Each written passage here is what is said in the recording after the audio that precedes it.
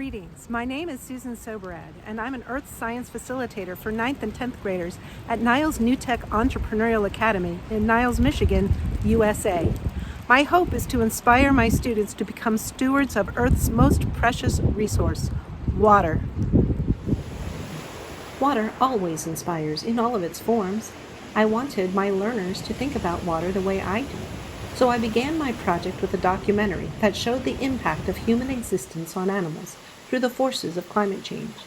Then I asked them to reflect on what they had seen by writing a poem, and I found out that learners care about water too. The drought. Dry, hot, and rough. Miles long of nothing but dirt and sand. Like the life being drained from a body until there's nothing left but bones. Devastation pours out of me as I watch and see animals and plants with no source of life.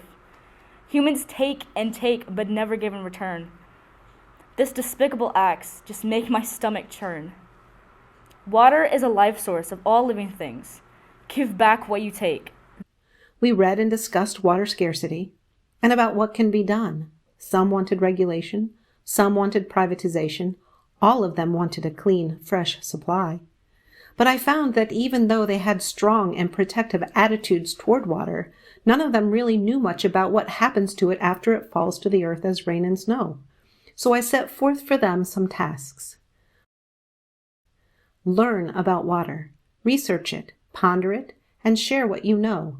Share it with younger learners in a way that's fun yet educational. Make an escape room. And so it began. Teams were given a list of topics, and learners chose which ones they wanted to research. Using the watershed collection from National Geographic as a resource, I had learners begin to build their knowledge base in the hope that one day they will be able to make informed decisions about the actions they could take to address negative human impacts on Earth's water. They looked at the geological makeup of a watershed and began to see that our water systems are all connected. They began to understand that the condition of the waterways in our own local environment began with practices in the bigger towns upstream and affects people throughout the region as the water flows from eastern Michigan into Indiana, back into Michigan, and all the way to the Great Lakes. They began to see that what goes on the ground ends up in our water system through runoff or infiltration.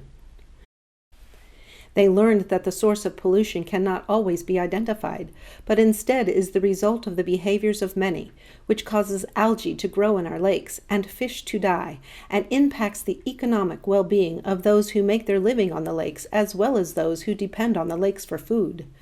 Through role-playing, reading, presentation, and discussion, learners explored their topics. They discussed the potential of water to be a limiting resource on our changing planet, and discovered that preserving our water resources and figuring out how to feed the world will one day be their responsibility to shoulder. Learners from different teams who were investigating the same topics met with one another in collaborative groups to compare notes and share resources and ideas. In this way, learners were able to help one another reach a mutual understanding of the important ideas related to their topic. Once their research was finished, puzzles were created and wrapped up into escape room stories, ready to send on to our sister middle schools across town for use by other educators in teaching about watersheds. Finally, learners took a step back. They looked at maps of our town and remembered where their water came from and where it was flowing to.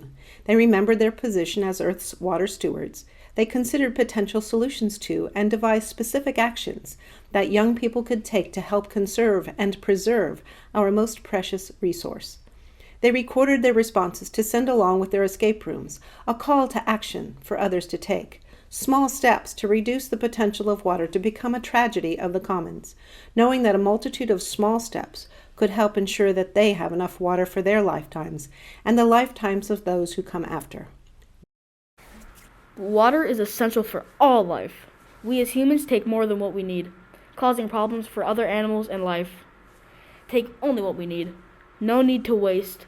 We as humans love animals, so why do we hurt them? We need to conserve and use water in a safe way. Water. Every drop counts.